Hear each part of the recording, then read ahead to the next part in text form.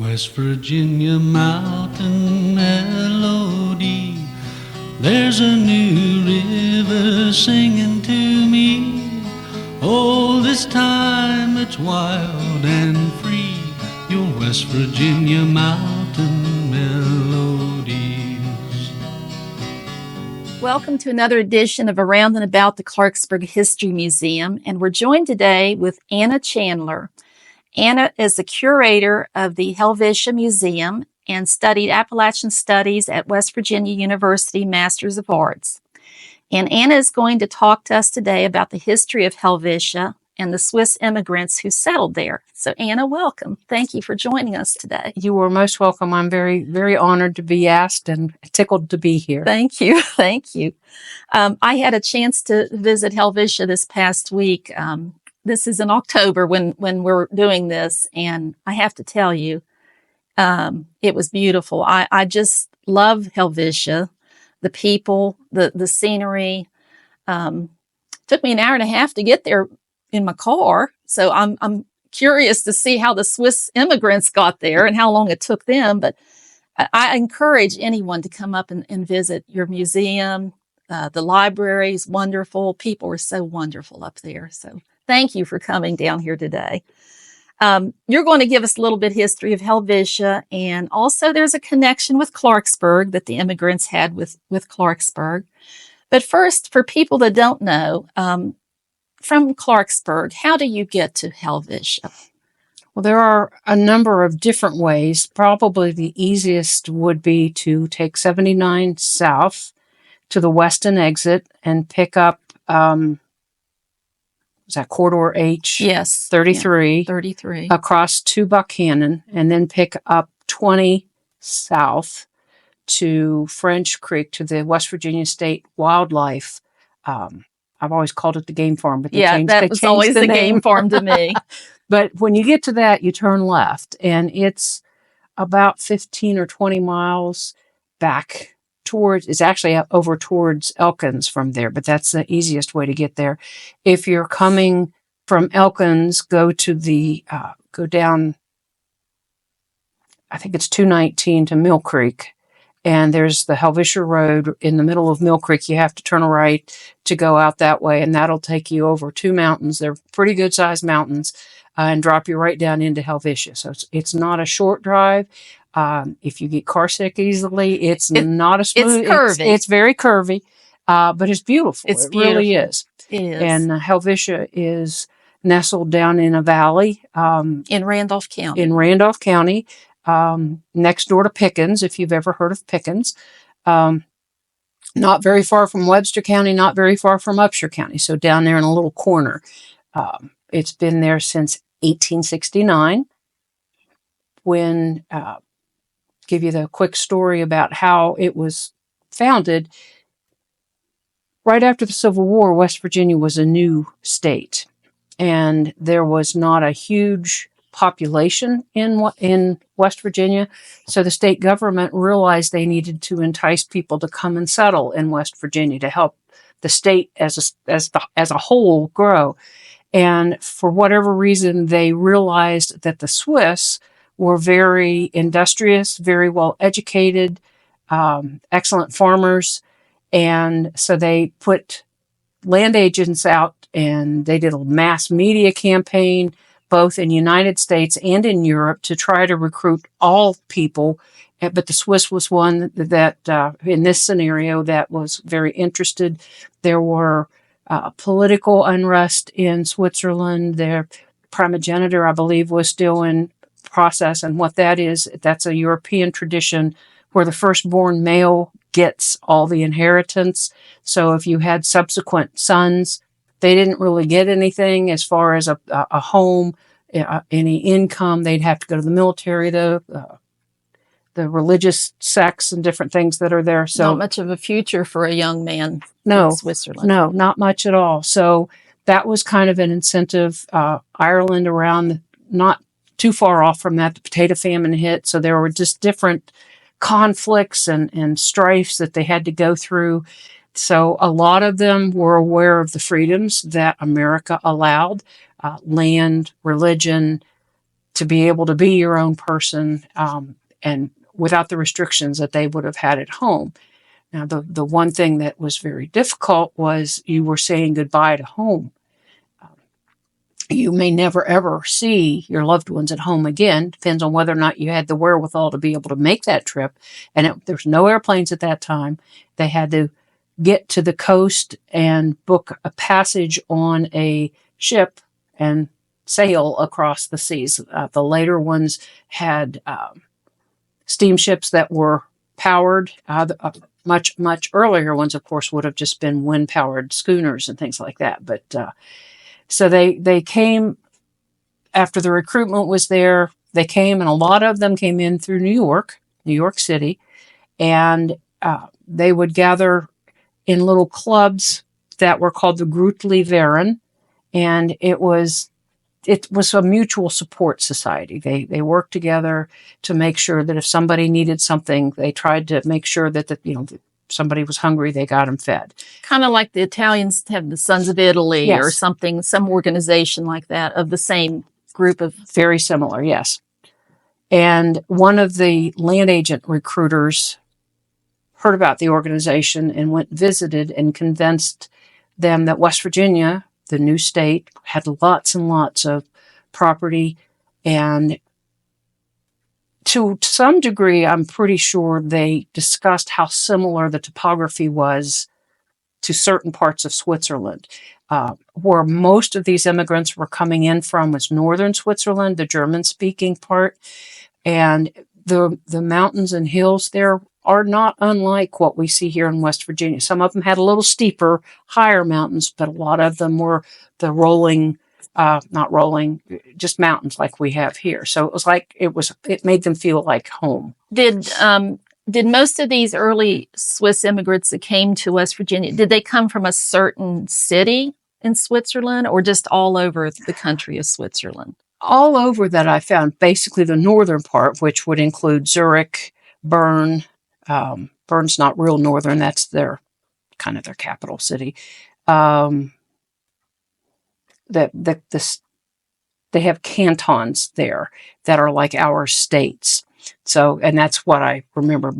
The canton of Bern, the canton of Appenzell, the Zurich canton, Aargau, and several others. And then there were also, as far as settlement of Helvetia goes, there were through the years, we've had Liechtenstein, we've had Austria, Czechoslovakia. We've had several families. That wasn't necessarily a whole group, but families that come and settle just outside of Pickens. There was a big Welsh settlement. Really? So, yeah. I didn't know that. Yeah. It was just really interesting that, these people came in, but the original Swiss settlers, once they decided they wanted to check out this new place, 6 of the men made the journey to West Virginia, and as close as they could get by train was Clarksburg.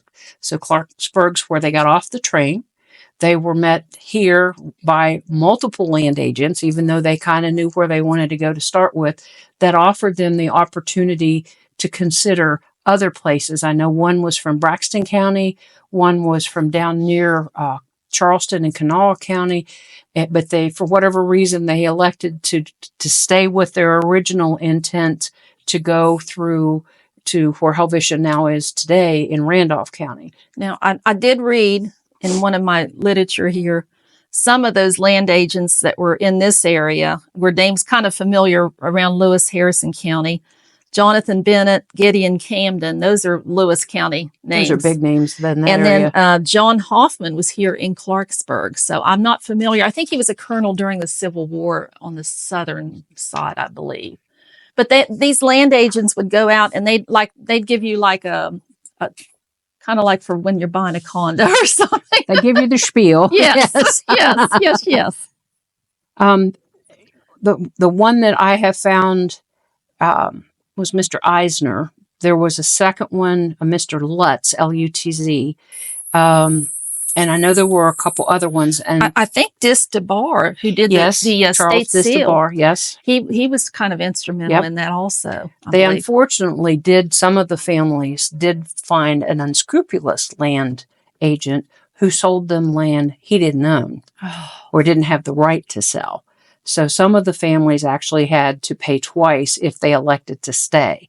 And some of them didn't have, they've spent everything they had to get there. And then to find out they didn't have legal title to their property had to have been devastating. How heartbreaking. Yeah.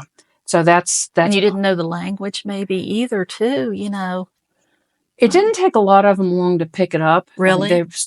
They were well educated enough that they knew that was going to be necessary. And I would guess that at least a percentage of them while they were in New York tried very hard to learn at least the basics of English. And then when they got to Helvetia and started settling, they would have probably reverted back to the native tongue, which I know they did, because church services were in German clear up into World War II, where that became a bad thing to do because of the negative connotation of German.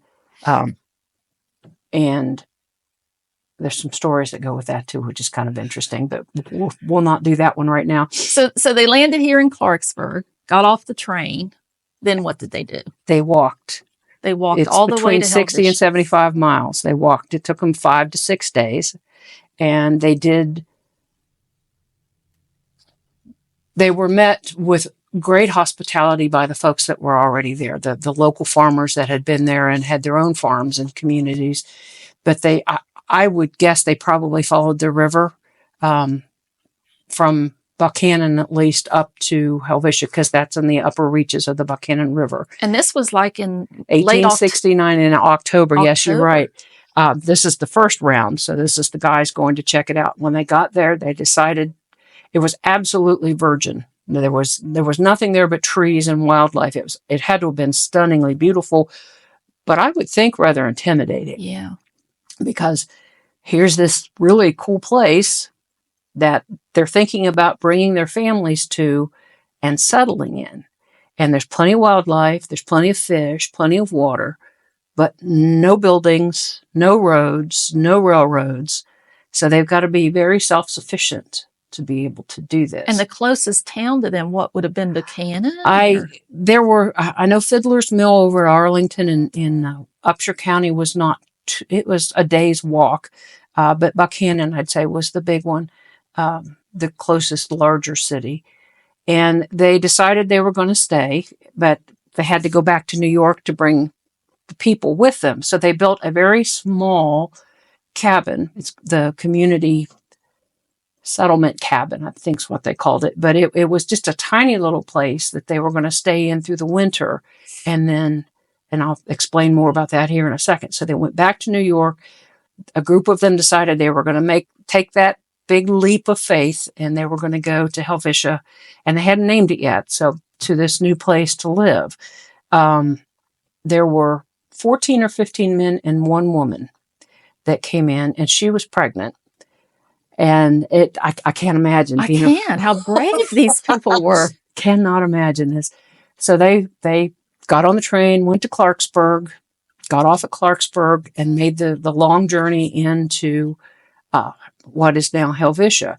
And what they absolutely needed, they had to carry with them. I've heard stories that they didn't have any livestock with them, but I've also heard that, I think it was Mrs. Asper that was pregnant. Her husband made her ride a horse.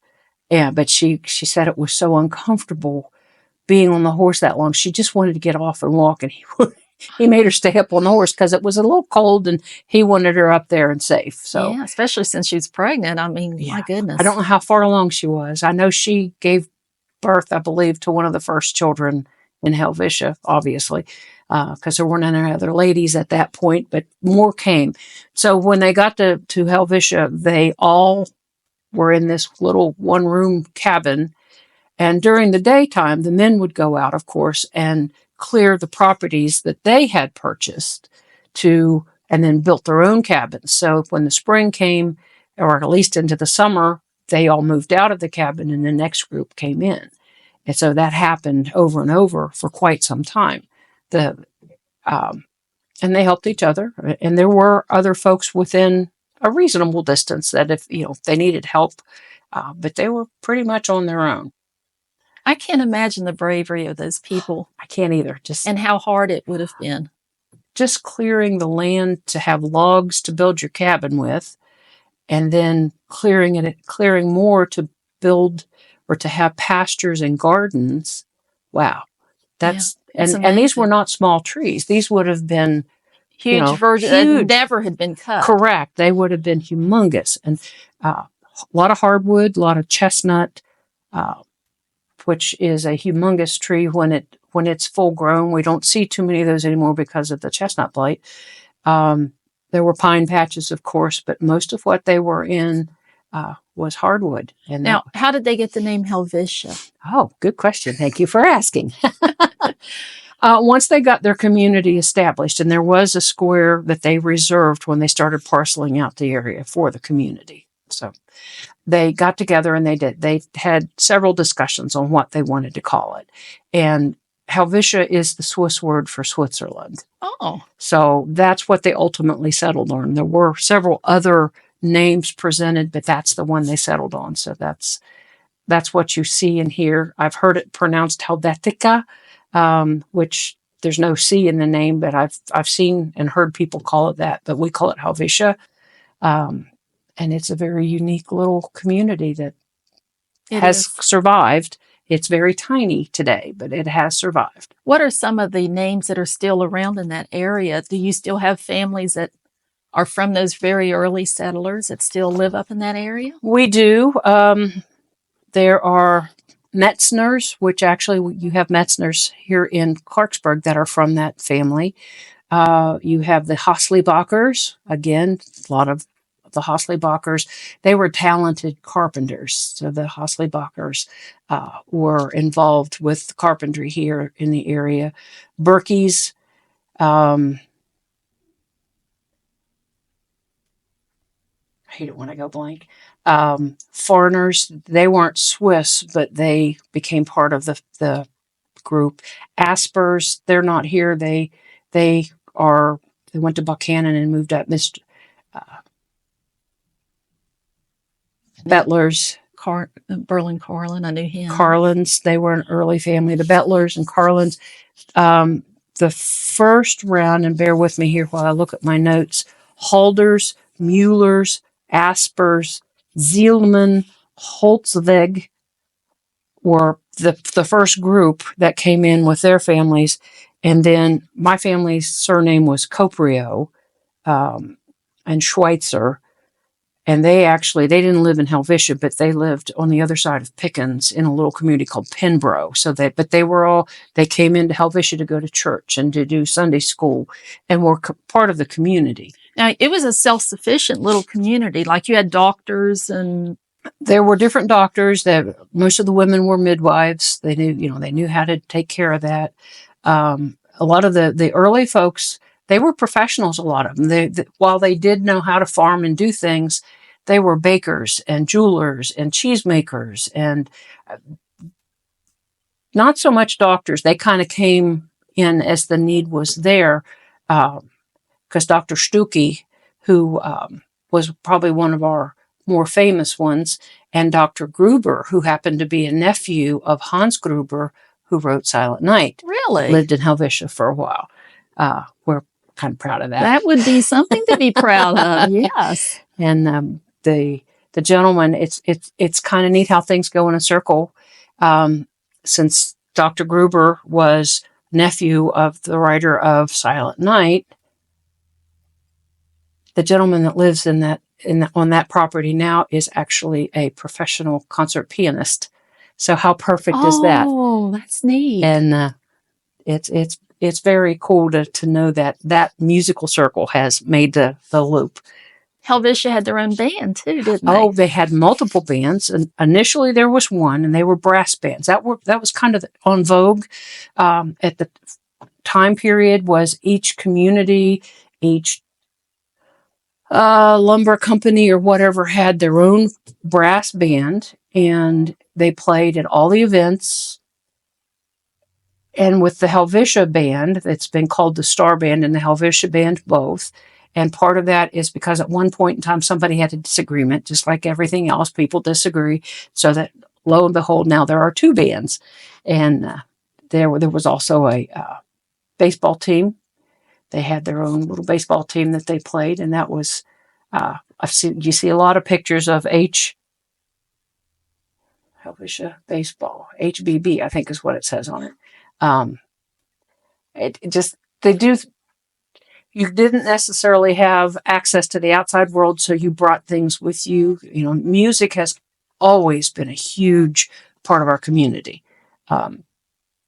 They've even created the Helvetia polka is a conglomeration of bits and pieces of other dances that they brought with them from Switzerland that we dance. I think your librarian was telling me I could go on YouTube and find the Helvetia songs, music, and everything on there. Mm-hmm. I'm anxious to look at that. I love that type of music like that. We sing, because of the isolation of the area, the language did not evolve as it does out in a larger community. So when people from Switzerland, and we do absolutely get people from Switzerland that come to visit, this Swiss Embassy in Washington has some really good connections with Helvetia. But when they come to visit, they say it's like us speaking in Old English because our Swiss didn't change. That's interesting. And they're just 2 or maybe 3 people now that still have any of that old language that they can speak. It's kind of died out with World War II. I know my grandfather, his wife's father spoke German, but my grandfather forbid it in World War II, said, we will not speak German in this house. And that was very common. You just didn't do that because of people thinking you were subversive and helping the Nazis on the other side. And then that kind of got lost because you didn't speak that. Yes. And I mean, that's kind of a shame because there wasn't a soul up there that was supporting the Nazis, but just because they were German language speakers, that kind of thing happened. Now, talk a little bit about early industry there. What did people do when they came to Helvetia to live? Where did they work? What did they do for a living? Most of it was self-sufficient, farming, those types of things. There were several stores. Gus Sennhauser had a store. He was one of the early settlers. There were absolutely sawmills. There was a little grist mill there in Helvetia. That I've seen a photograph of it, so I know it's a very old scenario, but old location. Excuse me. There was a cobbler that Mr. Detweiler was, that's another early name, was an active cobbler, and his little cobbler shop's still there. That you can see it right by the road when you're in Helvetia. And during the fair, the family sometimes opens up the little cobbler shop. He's got lasts and some of the equipment that they used to make shoes. Being self-sufficient, they all either learned or knew how to do blacksmith work. There had to be, and if you didn't, you knew somebody that was, so that you could have blacksmithing done for, if nothing else, to get your animals shoed. If you had a horse. People don't realize how important a blacksmith was to a community. Oh, heavens, yeah. And initially, in a lot of communities, I don't know about Helvetia, but in a lot of communities, the blacksmith also doubled as a dentist. That kind of migrated to the barber, who I do have a picture of a gentleman in Pickens who was both the barber and the dentist. So, like, okay. Now, you wanted to touch upon some of the little communities around Helvetia, too. Alexander, I know was big on the logging initially. Just mention some of the little communities there that sprang up around Helvetia. Alexander, Brooks Hill. Alexander absolutely was a logging community. It was established by a logging company, and then the ownership of the mills, and there was more than one. There was an Upper Alexander and a Lower Alexander, but those changed as time went by. Brooks Hill was a farming community. I don't know that there was any industry up there, but there was a pretty good settlement of families up there. I know a couple of them had ginseng that they would grow. And that well, even in today's world, is a valuable cash crop. Yes. Then Czar it sits next door to Helvetia. It is named, the original names were selected for the new post office that was going to be put in Czar, and the postmaster said, no, those are already taken, so we're going to call it this. So the name was actually selected by the postmaster.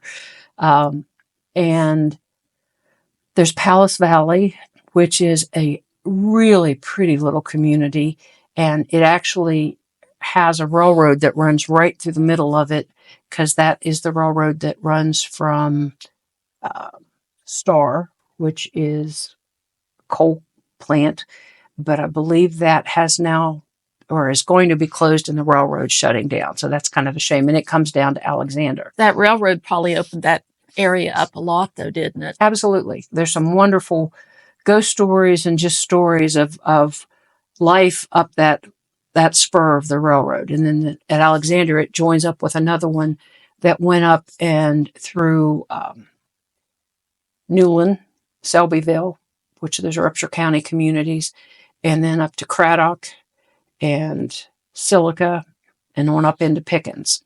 So Helvetia, although it did at one time have, I'm getting ahead of myself here, other communities, Pickens, of course, Turkey Bone, Pembroke is an early Swiss settlement, and unfortunately they picked the area, that area has probably the poorest soil around. So that little community didn't last very long. That's where my grandmother was actually born. But they ended up moving elsewhere with that. I think Adolf. Yes. Adolf's That's a Swiss settlement. Absolutely.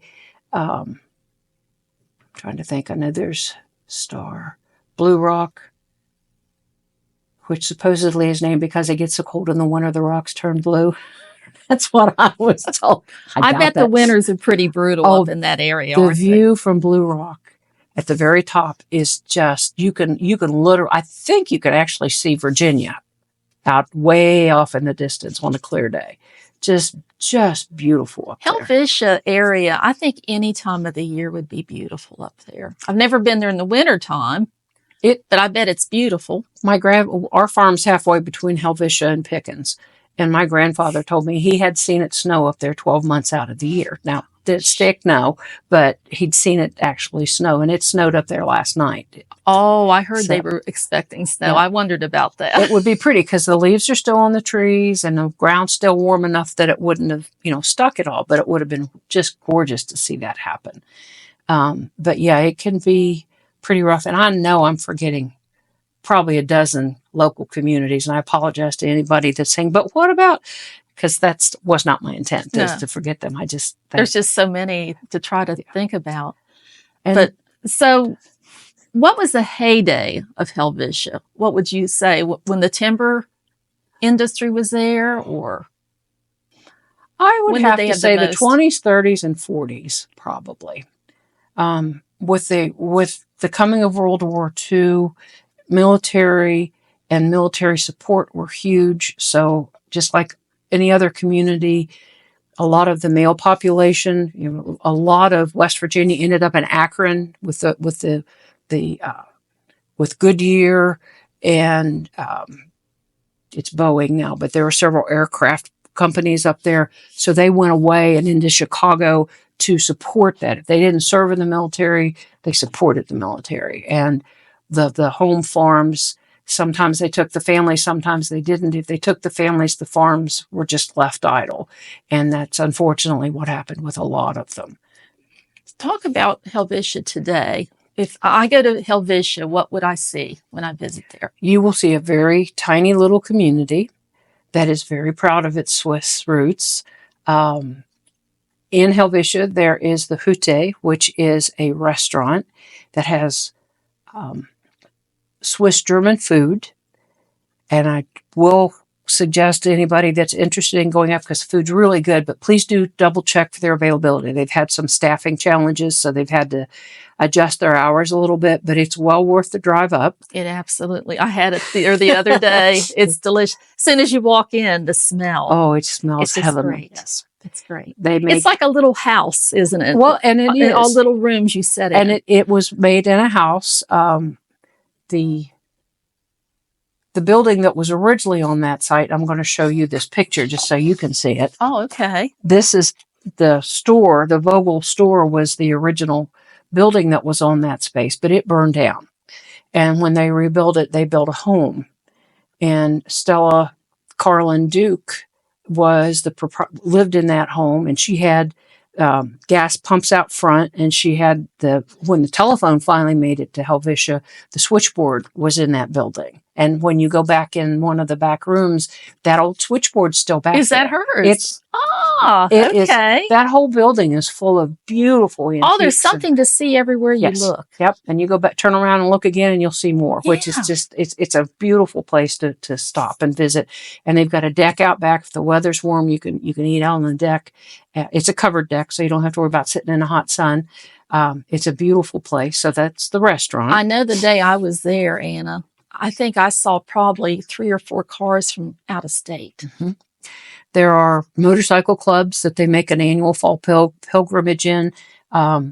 Somebody said the other day there was 4 or 5 Porsches sitting in the parking lot. So it was a group of a car club that had made the journey in to come and enjoy the drive and watch for the leaves and have a meal at the Hute. So they have quite a good following, and it's not all local. There's some folks that make quite the drive to come in to visit them. And it's worth it. I highly recommend it. It's wonderful. I do too. I don't get to visit it nearly enough. Also in the community, there's 2 halls. One is a big tan hall. That's the community hall. And it has a full kitchen and a full basement down where when we have the ramp supper in the last Saturday in April, the farm women put on a ramp supper. That's been going on for a long, long time. That's held there. They have dances during the warmer months in the big hall. There's a second hall. I call it the Red Hall. I think it's technically the Star Band Hall.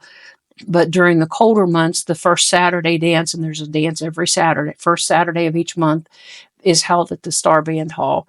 And if you want to learn how to do some of the Helvetia dances, that's a great opportunity to come because it's not usually really packed. That'd be fun. And folks are more than willing, and they love teaching folks how to do the dances. There's 3 or 4 that we do routinely, and there's usually somebody there that can teach you. If not, you're just going to have a good time, which is fine. There are several homes that were part of the original community, which is nice to see, and they've been lovingly tended by their owners. And I know the Detweiler home has stayed in the Detweiler family since. In some of our very oldest pictures, you can see that house is there. There are 2 places to stay. There's in Helvetia. There's a couple other things around, but Swiss Roots is there are rooms with private baths that have a communal kitchen that is part of it's adjoined to a little store that's right there that has our mask museum in it. I saw that. And yes. I want to talk about that. About Fasnacht. It's quite the event. And the other is the Beekeeper Inn, which is housed in one of the older homes of the community. And that is to request to stay in that, you need to go through the restaurant, through the Hute. And it's a bed and breakfast, basically, on that. It's very quaint. It's beautiful in there. We also have a church that was our church. It's a Presbyterian church at this point, but when it was started, it was the German Reformed Church. It sits up on the hill, and doors open. It's just a beautiful, peaceful place to sit and think about things and talk to people. We have a library that the archives is attached to, and that's what I'm involved with. Is the archives itself is an old 1-room schoolhouse that we got in about 1969 from Braxton County. It's a log house? It is a log schoolhouse, and it's attached to the library. So that's where our archives is. It's got meeting space in it, and we actually took the Swiss flag that was hanging in the museum, which is an original settler's cabin that was moved down to right beside the library that houses all of our beautiful, there's just a little bit of everything in there that the local families in the community donated to put in that museum. So a lot of it, there's a foot-powered lathe, there's a milk can that would have been used to go up in the high pastures, milk your sheep or cattle, and then bring the milk back down to make cheese with. Just books. There's a table set in the middle with dishes and silverware that's been donated. Spinning wheels that were made in the community. Mr. I saw a Merkley. grain cradle. Yep, Cradle. grain there. cradle, absolutely. There's a walking spinning wheel and there's a seated spinning wheel that Mr. Merkley made. And let's see, what else are we in the community here? We've got homes.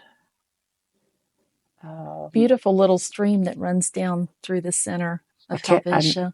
To save my soul, I cannot think of what the name. And you know what else I is. loved was the clock chiming every 15 minutes. I think it was going every 15 minutes. It's just so peaceful. It really is. There is pretty much no cell service down in that little valley. So we still have a payphone. I'm not sure how long. I saw that. That was an antique. It's a working antique. And I believe somewhere down the line, the phone company will probably take it out. But there really is no cell service in there. The Swiss Roots has cell service or Wi-Fi. The several residents in the area do. And I'll tell you this story because I thought this was funny, but it's true. If you go on through Helvetia towards Pickens, you crest the hill and then you start down just a little bit and the Pickens Cemetery is up there. Helvetia has a little cemetery too, but you go up to the Pickens Cemetery, which is up on top of the hill, and you'll see people sitting in the middle of the cemetery and they're talking on their cell phone because that's where you can get cell service. So we kind of chuckle about you got to go to the cemetery to talk to somebody and, they're going to talk on their cell phones. And then you drop down into Pickens, and Pickens is a beautiful little community on its own. It was very much timber-based. That's why it was built to start with, was to extract the timber in the area. It still has a school there too, doesn't it? It still has a school, and God bless them, they're fighting because Randolph County is trying to close that school. It would probably be an hour to an hour and a half bus ride across those mountains for the kids. That's dangerous in my mind. And the students there, this year they graduated 2, and they're not going to have another graduating class for a couple more years just because the class sizes are so small. But the kids there do amazing things. A lot of them do military. We've had multiple doctors, lawyers, engineers. The kids do very, very well. That says a lot. It really does. And I know they, in old one-room schoolhouses, the older kids help the little kids. One of the first things that I recognized and thought was really cool, because I went to school in Morgantown, at Morgantown High, which is a big school. But when I came to one of my early dances in Helvetia, I noticed how the big kids were playing with the little kids. And you just don't see that in a bigger environment, but that's just the way it is. You take care of each other. And if this one happens to be 6 years old and that one's 16, then that's okay. They still play together. That's how it should be. Yeah. And it was really, really neat. I liked that very much. Now, I have to ask you about some of your activities you have there during the year, but the one that I really want to ask about is Fasnacht. Tell us the concept of that and what you do at Helvetia. Okay. Year. It's a big event for you guys. It is. When the family settled Helvetia, they were predominantly Protestant. There were very few Catholics. I mean, that was part of the religious strife back in Europe, was Protestant versus Catholic. But there were Catholic families around. So, and not at the very beginning, but the end of winter and the beginning of the Lenten season is part of Easter.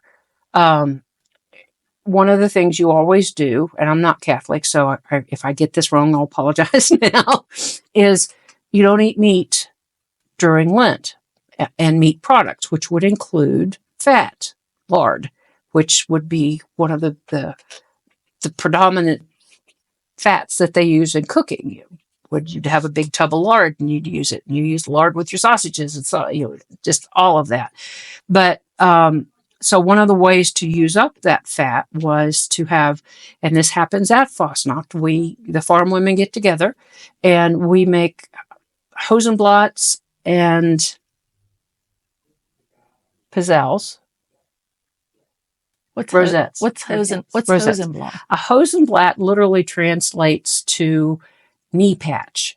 And what it is you make this dough and you stretch it out till it's thin enough literally to lay it down on newspaper, read the newspaper through. So it's very thin. Like a strudel almost. Well, no, you don't put anything in it. Oh, okay. And they're called knee patches because the ladies would roll them out on their knees, stretch them out on their knees, and then it's deep fried and then powdered sugar put on them. That sounds and good. The same thing with the rosettes, which you take a pizzelle iron basically, and it's very similar to pizzelles. And I know a lot of the Italian family knows what that is, but you dip them, you fry them, you put powdered sugar on them. So that was a way to use up that fat for before Lent started, because you weren't to use that for Lent. And you know about Mardi Gras, that happens in New Orleans. That's a pre-Lent festival. So I kind of call Fasnacht the Swiss Mardi Gras. Oh, okay. And they do celebrate various levels and just various ways of Fasnacht in Switzerland, even today, where they have parades. And in Helvetia, what we do is everybody, and this has migrated a little bit with time so that it's a daytime event more than a nighttime event, but it still has an evening dance. You dress up, and the whole point, the way it was explained to me, is you want to scare Old Man Winter away. So everybody's in costume, and you come, and there's an effigy of Old Man Winter either in the hall or in the central, wherever everything is going on that day. And everybody just music everywhere. People bring their instruments and sit and play. And we have just a wonderful time. And then at a certain point in time, everybody makes sure they're all masked up. And some of these masks are really grotesque. Well, really grotesque and very original. Yes, a lot of folks amazing. do paper mache masks, and some of them are 4 feet tall. They're huge. And so they start over near the library, and they walk around the community and up to the big hall, taking Old Man Winter with them. And there's a bonfire in front of the big hall, and they throw Old Man Winter on the bonfire. As I said, it's supposed to scare him away. It usually just ticks him off. Yeah, because we're still in the middle of winter usually. And it's not on a set date, because Lent is based on when Easter is, which the first Sunday after the first full moon after the first day of spring. So all that has to fall into place. And this is always the Saturday before Ash Wednesday. So it can still be cold. It can be very cold.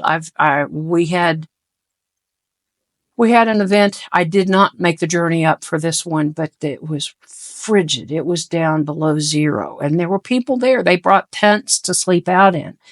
And the weather just got so bad. They had the event, but what happened was anybody that couldn't leave, because the roads were horrible with a snowstorm that blew in, the community took people that had come in to visit and took them home with them and took care of them for the night, so that tomorrow in the daylight and the roads had been cleared, then they could go home. That's the kind of thing they do. How up there. nice. You take care of your family, then you take care of your neighbors. And that's just, when Superstorm Sandy hit, the same thing. You're not a stranger in Helvetia, are you? No. You might not interact a whole lot sometimes, but people are aware you're there, and if you need them, they'll be there, which is wonderful. And you have a lot of events during the year. You have the Swiss Day. Is it Swiss Day? Swiss National Day Yes. is the nearest weekend to August 5th, and that's August 5th is Switzerland's July 4th, their Independence Day. Switzerland is a very, very, very old confederation of states, cantons, and we don't do a whole lot. That's usually kind of a little toned down event. The 20th, this coming Sunday, is Helvetia Day, which celebrates the journey into Helvetia by the original settlers.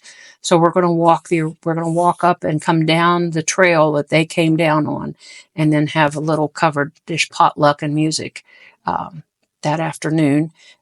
If people want to come up, they're welcome to come up for church. Church services are always open to anybody, of course. There's a festival called Follow Your Bliss, which is in June, and it was organized by the son of a gentleman who used to be Rogers McAvoy, who was a retired WVU professor who loved Helvetia so much he moved there. And one of his sayings was, follow your bliss, find your happy place and be there. And he did that with Helvetia. So his son has created Follow Your Bliss, which is a music festival that it is out in the meadow. We have a meadow with a little raised stage in the middle of the community, and music from early morning clear into the evening. There's usually vendors and food and beverages available. It's just that's probably our newest event, and it's very well received. It covers all genres. It's not Swiss music. It's just local. Well, not even necessarily local. He brings in bands to play, and then Phil is Rogers' son.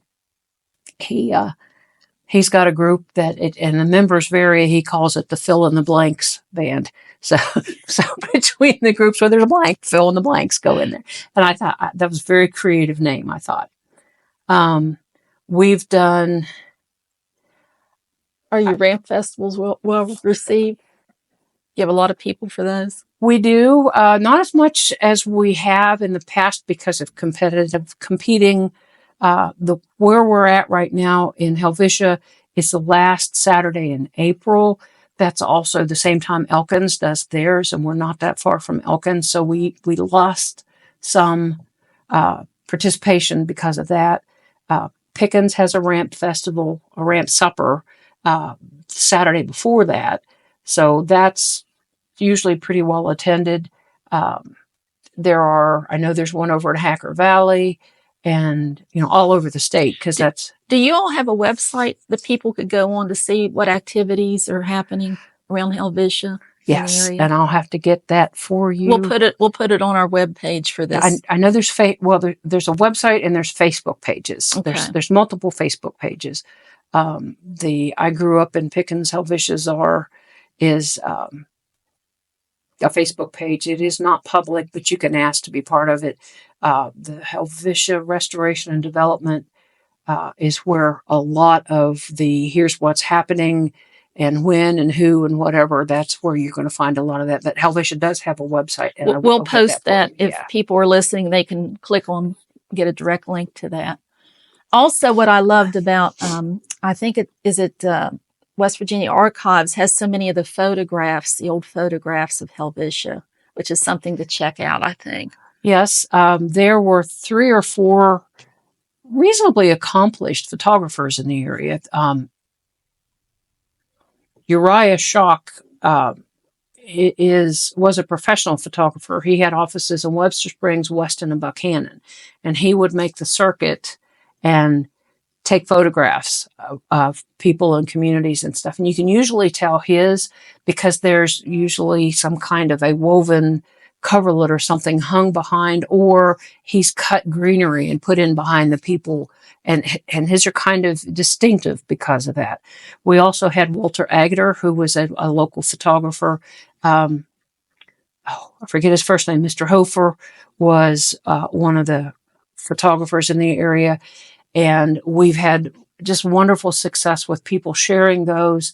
The Schock collection went to WVU's archive, and then the State Archives in Charleston also has a nice collection of those old photographs. They're beautiful photographs.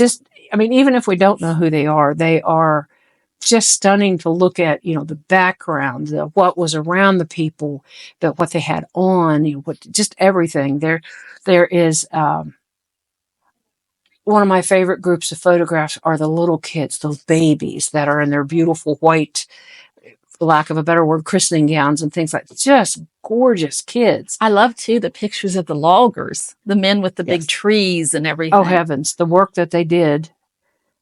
See them with their cork shoes, which are the big, tall, knee-high boots that had the nails in the bottom so they could walk across the logs and not slide off of them. I learned about those down at Cass. There's just a lot of history Yep. in that area. I'm trying to think what else we've done. On one of our Helvetia Day celebrations, this was at the very end of the COVID shutdown. Everything everywhere stopped at COVID. But we decided we wanted to do something to celebrate Helvetia Day. And what we did is we set up an outside theater of sorts. Somebody brought in a big screen and we had a portable projector and we did Heidi, the movie Heidi. Oh, that's perfect for that area. And a couple of the local guys came in and did flag swinging, which that's an art in Switzerland. They throw and swing their flags to their Swiss national flag, like our stars and stripes, to music. Oh. And he gave us a little lesson on that. So that was something a little different and really well received. So we all brought our chair and kept our distance, but we still got to watch Heidi sitting out in the meadow in front of the church, which was just beautiful. Oh, that would be memorable. For the fair, we also have a parade, and the fair is the second full weekend in September. And that means full weekend means you have to have a Saturday and a Sunday for it to count. So if you have just a Sunday, that doesn't count. You have to start counting with the next one. But we have all the buildings are open. There's folks there. You can take tours. You can definitely eat at the restaurant. We have a little parade that we're all dressed up in our outfits. We sing, we dance, we have program in the meadow, and it's just a lovely day. Just if the weather's good, you just can't beat it because it's one of the oldest agricultural fairs in the state. So that's interesting. At one point in time, the farmers would even bring their livestock down to be judged. So there's up at the big hall downstairs, there's 4-H exhibits. There's, people bring their produce and their flowers and handmade goods for judging by the you have a big 4-H group there too, don't you? The Sunshine 4-H group is very active. They do. I think they're under the Upshur County umbrella because we're so close to Upshur County. And for the kids to go to camp, it's just like 5 miles away if they go to the Upshur County camp instead of over the mountains over into Beverly for the Randolph County camp. So you're still keeping that farming life going up in Helvetia. It's hard. I know the Pickens School just had, this last year had something called a high tunnel, which is a greenhouse kind of thing. And the kids are learning about farming and how to take care of vegetables, and they're actually, everything they grow is being incorporated into the luncheons that they do. And some of the kids had never tasted a cherry tomato before. And the fact that they are eating what they're growing, the children are learning, which I think is huge. And you appreciate your food a lot. Oh, you know how much work went into it. And that, no chemicals or anything like that. So it's very organic. That's a great program. Yeah, it really is. Is there anything else we haven't went over, Anna, that you'd like to include? Something I will share about some of the early settlers and even the current day settlers that I think is really neat. When we're looking at old photographs, we don't necessarily know who's in the picture, but if they're in front of a house that has a porch railing on it, the early families had unique porch railings to their families. And I'm going to show you this. Oh, I've seen these carved out. That one is from the Berkey family. And the one above it, if you turn it around, is one of our newer families in the community. They elected to do ramps in their porch railing. Yes. And so it's kind of like a coat of arms sort of thing. Yes, very much, because Swiss families didn't have coats of arms. So but it's really, you look at these old pictures, you might not know who's in it, but you know where they were. So they're probably connected somehow to that family. I have never heard that. And that's a neat tradition. Especially if you're doing family history or something, that would be interesting. Indeed. Well, gosh, thank you for coming today. I hate to wrap this up, but I could talk all day about Helvetia, but I hope that you come back to our museum, and I encourage everyone to go to Helvetia and visit. And if you're listening, please stop by our museum here on Clarksburg on Main Street. It's a beautiful wonderful museum. Please do stop and visit. Thank you. It's a little hidden gem here in Clarksburg. It is. A lot of people don't know us, and we're hoping by the podcast we get the word out a little bit more. And the same with this. I hope people come to your museum and visit Helvetia. And I've had a lovely time visiting with you all. Thank you. Thank you. And I'm going to wrap it up by saying, I always close my podcast by saying, make each day count because you are making history today. And thank you. There's sweet music in the silence of your wildwood, to the rhythm played by every mountain stream. It becomes a lullaby every time that I come home to West Virginia in my dreams. West Virginia mountain melodies, there's a new river singing to me. Oh, this time it's wild and free, your West Virginia mountain melodies. I feel secure in the arms of your green valley. There's a peace you've given me that's yours alone. Take me in like a child to the gentle of your wild West Virginia. I'm coming home. Your West Virginia mountain melodies, there's a new river singing to me. Oh, this time it's wild and free, your West Virginia mountain melody. West Virginia mountain melody, there's a new river singing to me. Oh, this time it's wild and free, your West Virginia mountain melody.